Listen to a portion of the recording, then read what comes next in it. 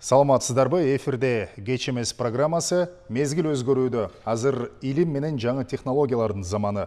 Мындай шарттарда мамлекеттик масштабта кандай гана иштей колго албайлы, учурдагы технологиянын жетишкендиктерине жана илимдин мүмкүнчүлүктөрүн айкалыштыра алып барбаса, анда жыйынтык болбойт. Мындан улам мамлекеттин өлкөнү санариптештирүү саясаты Кыргызстанды кыр ашыра турган саясий экономикалык кадамдардын бири деп атасак болот. Айталы учурда мекемелер аралык электрондук маалымат алмашууну камсыздаган түндүк системасы бир канча мекеме, министрлик, ишкердик, чөйрө, банк жана бир топ тармактарды дагы өзүнө бир аянтча камтып жатат. Аймактарды өнүктүрүүгө өбөлгө болгон санариптештирүүнү мамлекеттик башкаруудан тарта жарандарыбыздын жашоосуна тийгизип жаткан таасири жана пайдасы тууралуу маалыматтык технологиялар жана байланыш мамлекеттик комитетинин төрагасы Алтынбек Исмаилов менен баарлашып кеп кырабыз. Алтынбек Жапарович, студияга кош келиңиз. Эми биз бүгүн конкреттүү түрдө ушул санариптештирүү саясатынын жыйынтыктары, жемиштери, жарандарга тийгизген таасири тууралуу кеп кылалы деп турабыз. Алгач эле азыркы мезгилде ушул өлкөнү камтып жаткан санариптештирүүнүн алгачкы жыйынтыктары кандай болуп атат? Ушундан баштасаңыз. Саламатсыңарбы? Албетте санариптештирүү саясаты азыр активдүү түрдө алдыга жылып жатканын белгилеп кетишибиз керек. Мына сиз түндүк системасы жөнүндө сөз кылып кеттиңиз. Ошол эле түндүк системасында 100дөн ашык мамлекеттик жана мамлекеттик эмес жеке ишканалар баары кошулуп, бири-бири менен азыр мындай баарлашып байланыш түзүп жаткан кезин айтып кеттиңиз. Анан кийин азыр статистикасына карап кетсек, ушул мамлекеттердин арасында 37 миллионго жакын транзакция болсо, жана жеке ишканалар менен ошол мамлекеттик органдар менен алганда бир 46 миллионго жакын транзакция жүргүзүптүр да. Бул транзакция деген эмне? Бул албетте биринчиден маалымат алмашуу, бирок эгерде эски заманды алсак, бул болсо ушул 100 миллионго жакын кагаз алмашуу дегенди билдирет да. Анан кийин кагаз алмашуу деген эмне? Бул бир топ мындай чыгымдар. Бул бир топ адамдардын убактысы, бул бир топ ошол биздин жарандардын мындай түйшүгү десек болот да. Анан кийин азыр эле ушул сандар менен эле ушул биздин санариптештирүү саясаты мындай жигердүү жүрүп жатканын мындай белгилеп кетсек болот да. Анан кийин албетте бул санариптештирүү биздин ушул жарандардын гана мындай ыңгайлуулугуна эмес, бул болсо бир топ ошол коррупциянын мындай азайышына алып келерин мындай белгилеп кетсек болот да. Анан кийин албетте азыр мындай көптөгөн технологиялар кирип атат. Анан кийин ошол технологиялардын мындай ыңгайлуулугуна биз мындай көнүп калдык да. Эски заманда кандай экени биздин эсибизде эмес. Бирок мындай эске салып кетсек, мисалы үчүн коопсуз шаар долбооруна чейин канчалык мындай жолубузда башкалмандык бар эле. Ошол машинелер мындай алдыга чыгып, мындай жол жүргүнчүлөргө эрежелер бузулчу.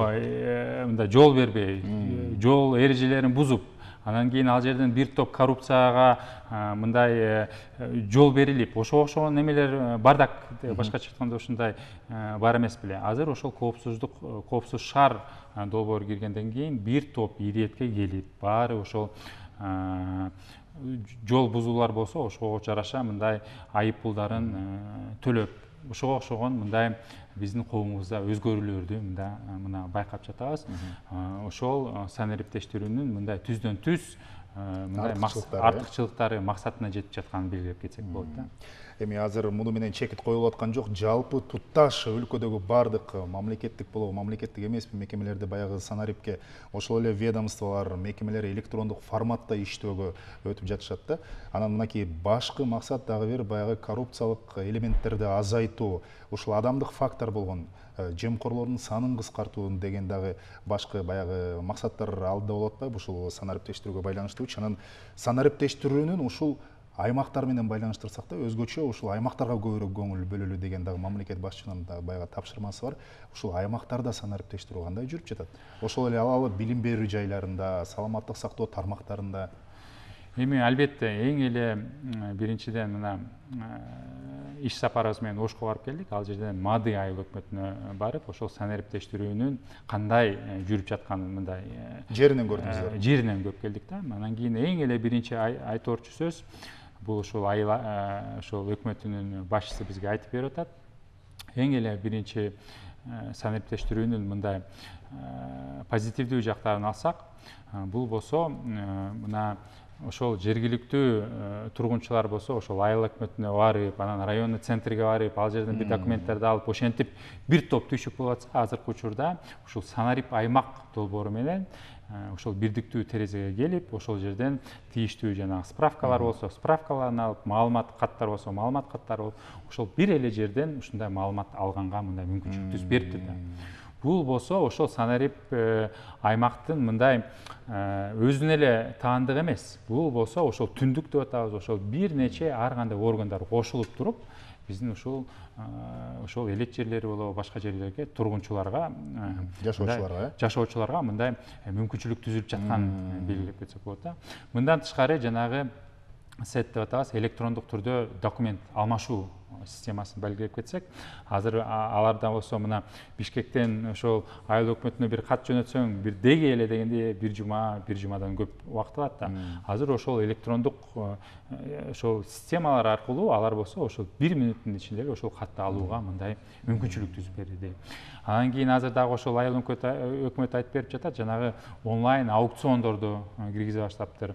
Мына мурун болсо ошол бир топ аукцион өткөрүп жатса, мөөнөтүнөн өтүп кеткенден кийин документ тапшыргандар болоптур. Анан кийин эч кимге катыштырбай ошон мындай көп мындай коррупциялык элементтер болгон экен да. Азыр ошол системаны киргизгенден кийин ачык, айкын, адилеттүү баары катышып, анан эң биринчиден ошол жергиликтүү бюджеттин мындай толуктоого мындай мүмкүнчүлүк түзүп берип жатыптыр да. Демек, бул бир эле мындай элемент. Албетте, мына билим берүү, саламаттык сактоо тармактарын мындай айтып кеттиңиз. Азыр болсо ошол шартка жарашуу аралыкта окутуу процесси жүрүп, мындай аргасыз болуп жатабыз. Албетте, интернеттин ылдамдыгы маселеси болуп атат.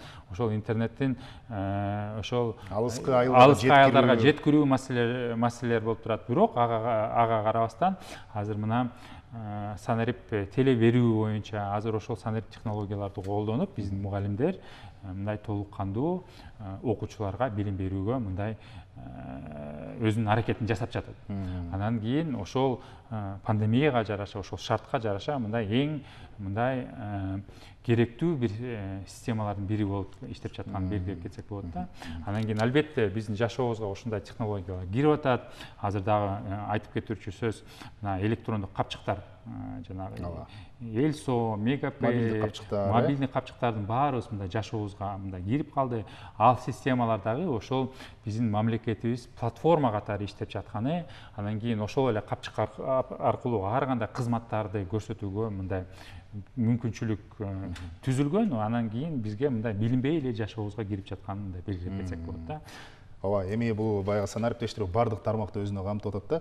Ошол эле сиз мисал катары айтып кеттиңиз, канча миллион деген биз баягы кагаздарды короткон жокпуз, убакытты үнөмдөп атабыз деп. Бирок ошол эле учурда экономикалык жактан алып карап көрө турган болсок, бардык тармактарда баягы каржы маселеси ачык айкын болгондон тышкары бюджетке үнөмдөө дагы болуп жатат да.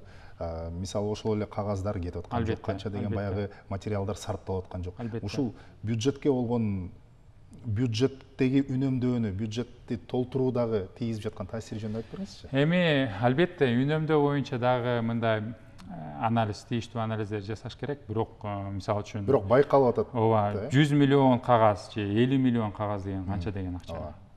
Албетте биздин ушул мындай каржы тарабынан мындай тийгизген таасири абдан чоң болуп атат.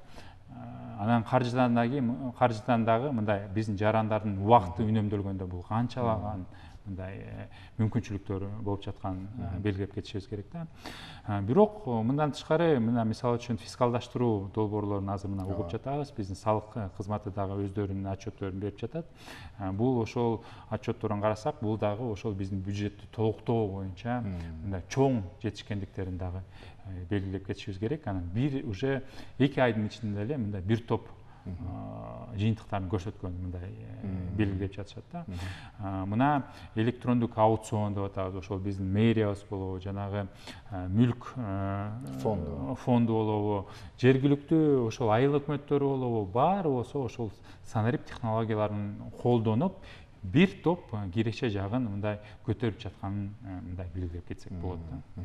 Эми баягы иш бар жерде албетте маселе, көйгөйлөр дагы жаралбай коет. Өзүңүз мына айтып кеттиңиз, алыскы тоолуу аймактарга баягы интернетти жеткирүү толук кандуу камсыз кылуу, ошол эле интернеттин ылдамдыгынын санын, баягы ылдамдыгын жогорулатуу маселеси боюнчачы бүгүнкү күндө республика боюнча алып карап көрө турган болсок, интернет тартпаган аймактардын саны канча?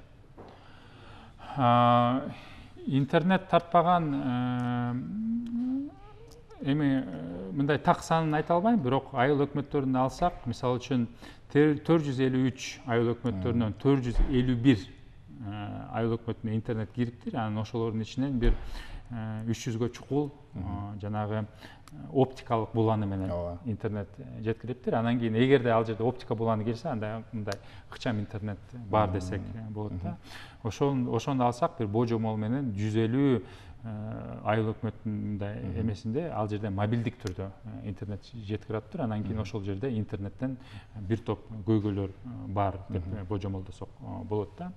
Анан кийин албетте бул жаатта азыр мына айтып белгилеп кетчүсүз, ушул 2018-жылдан болсо жанагы Бириккен Улуттар уюмунун рейтинги чыгып, анан кийин ушул биздин телекоммуникациялык инфратүзүмдүн өнүгүү индексин алсак 73%га көтөрүлүптүр да. Анан кийин башкача айтканда, бул болсо ошол биздин элет жерлер болобу, аймактарга болобу, ошол мындай тез ылдам интернет, анан жана уюлдук байланыш мындай өнүгүп жатканын мындай белгилеп кетсек болот. Бул жаатта албетте мындай иштер жүргүзүлүп жатат. Мына көп эле биздин ушул аймактарда болсо жанагы 4G'га окшогон интернет менен азыркы учурда мындай колдонуп калды дагы. Анан кийин ошол ылдам интернет менен бир топ тиркемелерди, азыр мобилдик тиркемелерди колдонуп жатканын белгилеп кетсек болот да. Анан кийин ошол мына Ош облусуна барып, ошол Ош облусунун Кыргыз Телеком Оштук филиалы менен сүйлөштүк. Ал жерде мисалы үчүн сүйлөшсөк, ошол бүт эле айыл өкмөттөрүндө мындай ыкчам интернет менен кошуп, мектептерде дагы азыркы активдүү түрдө интернет кошуп жатканын белгилеп кетишти. Анан кийин инфратүзүмдөр өнүгүп жатканын белгилеп кетишти. Эми ошол мамлекеттин санариптештирүү саясатындагы иштин эффективдүүлүгү Борбор Азия мамлекеттеринин ичинен Кыргызстанда байкалып жатканы, ошол эле Бириккен Улуттар уюмуна мүчө мамлекеттердин ичинде Кыргызстандагы санариптештирүү тутуму дагы баягы алдыңкы 80 мамлекеттин катарына кирип жаткан жөнүндө дагы маалымат кечээ жакында эле чыкты. Бул эми албетте бизди кубандырат. Баягы өлкөнүн санариптештирүү саясатынын туура багытта келип баратканынан кабар берет да. Эми мындан аркы кадамдар дагы кандай болот? Баягы көп платформаларды иштеп чыгып атасыздар, көптөгөн мүмкүнчүлүктөрдү сунуштап атасыздар. Ушул санариптештирүү саясатынын ичинде дагы кандай пландар ишке ашыш мүмкүн? Эң туура суроо берип атасыз. Мына биздин ушул президентибиз Сооронбай Шарипович Жээнбеков белгилеген ушул 2020-жыл ушул эң биринчиден аймактарды өнүктүрүү, өлкөнү санариптештирүү, анан кийин балдарды колдоо жылы болуп атат. Анан кийин албетте санариптештирүү процессинде биздин аймактарды кантип өнүктүрө алабыз маселеси мындай эң биринчи орундардын бири болуп турат. Мына азыр бир четинен санариптештирүү процесстери мындай жигердүү жүрүп жатат, экинчи четинен болсо ушул биздин элет жеринде, аймактарда ошол санариптик технологиялардын баарын колдонгонго биз өбөлгө түзүп беришибиз керек. Мына биз эле айтып берген бирдиктүү терезе жөнүндө белгилеп кеттик. Ошол эле бирдиктүү терезесинде ошол справка гана эмес, мына биздин президентибиз белгилеп кеткендей, башка мамлекеттик кызматтарды алууга дагы биз жеткирип беришибиз керек да. Ал эмне десеңиз, мисалы үчүн жанагы курулуш иштери боюнча тийиштүү документтерди алуу, мисалы үчүн, же болбосо ошол өзүнүн ишканасын регистрация жасоо боюнча, каттоо жасоо боюнча. Ушуга окшогон көп мындай мамлекеттик кызматтар бар. Ошол мамлекеттик кызматтарды ар бир аймакка, ар бир жерге ошол бирдиктүү терезе аркылуу биз жеткиргенге мындай аракет кылышыбыз керек. Бул эң биринчиден. Анан экинчиден албетте дүйнө өз мындай ордунда турган жок. Азыркы мындай бат өнүгүп жаткан кезин мына белгилеп жатабыз. Биз дагы ошол инновациялык акыркы технологиялардын баарын, ошол дүйнөдө болуп жаткан тажрыйбалардын баарын ошол Кыргызстанга алып келгенге мындай аракет жасашыбыз керек. Мына 5G интернети жөнүндө дагы биз мындай бир топ талкууладык. Ал 5G интернеттин ошол ден соолукка зыяны жок жөнүндө дагы бир топ маалымат бердик. Анан кийин ошого окшогон жаңы технологиялар мына өнүгүп атат. Биз дагы ошол эл аралык тажрыйбаларды үйрөнүп, биз дагы Кыргызстанга алып келүүгө биз аракеттенишибиз керек. Алтынбек Жапарович, бул баягы сиздин кызматыңызга тиешеси барбы, жокпу билбейм. Мындай бир жөнөкөй, мындай бир турмуштук дагы суроо болушу мүмкүн да. Азыр мына биз пандемия маалында ага чейин деле байкап атабыз. Үйдөн чыкпай деле жарандар баягы e-маркет, электрондук маркет дегенде бизде өнүгүп баратат да өлкөдө. Мисалы азык-түлүктү үйдөн эле электрондук түрдө баягы тапшырык берип, заказ берип, ошол жактан эле каржысын, акчасын төлөп туруп, анан сенин үйүңө азык-түлүк келет. Мындайча айтканда, санариптештирүүнү чындап эле жарандар өзүнүн күнүмдүк жөнөкөй турмушунда сезе баштады. Мындан улам ушундай багытта кете берсе, сиз айткандай заман дагы, коом дагы өнүгүп, ага адам көнө берсе, бирок ошол эле учурда түйшүк азайып, мындай бир адамдар жалкоолукка алдыруу ийбейби деген дагы мындай бир суроо бар да. Бул жагын кандай ойлоп? Жок, мен ойлойм, жалкоолукка алдыруу деген маселе турбайт. Бул болсо биз жакшы көргөн ишибизди ыңгайлаштыруу жана ошого көбүрөөк убактыбызды бөлүп берүү маселеси.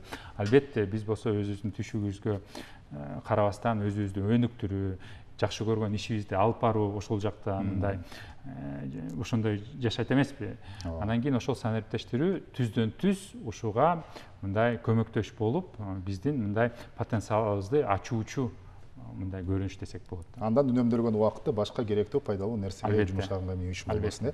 Эми интернет бар жерде, ушул санарип технологиялар бар жерде, албетте жарандардын кибер коопсуздугу дагы башка орунда турат да. Бул улуттук стратегияда дагы көрсөтүлгөн ушул кибер коопсуздукту камсыздоо, сактоо боюнча айтып берсеңиз. Эми албетте кибер коопсуздугу биздин ушул маалыматтык системаларды иштеп чыгуу болобу, же болбосо биздин жарандар ошол маалыматтык системаларды колдонуп жатканда, ошол кибер коопсуздук эң биринчиден мындай ойго келүүчү мындай көрүнүш болуш керек да. Эң биринчиден ушул санариптештирүү мындай жаатында дагы ар бир колдонуучу, ошол программаны колдонуучу өзүнүн жеке маалыматтарын купуялыгын мындай ошол камсыз кылып, ошол маалыматтарын жанагы имя пользователя, пароль деп орусча айтканда айтып атпайбызбы? Ошолордун баарын купуя кармап башкаларга бербеш керек да. Анан кийин ушул санарип гигиена, ошого окшогон жөнүндө бир сөз, бир топ мындай түшүнүктөр, элементтер талкуу кылдык. Анан кийин албетте бул системаларды ошол кибер коопсуздугу эске алып, анан кийин биз система жасап атканда эске алынып, азыркы учурда иштелип жатканын да белгилеп кетишибиз керек. Сизге рахмат, студияга келип атайын маек куруп бергениңизге, ишиңиздерге ийгилик каалайбыз. Мына ушул санариптештирүү саясатын ар бир жараныбыз күнүмдүк жашоо турмушуна сезип, өнүгүүгө карай мындан дагы чоң-чоң өбөлгөлөр түзүлө берет деген ишеничтебиз.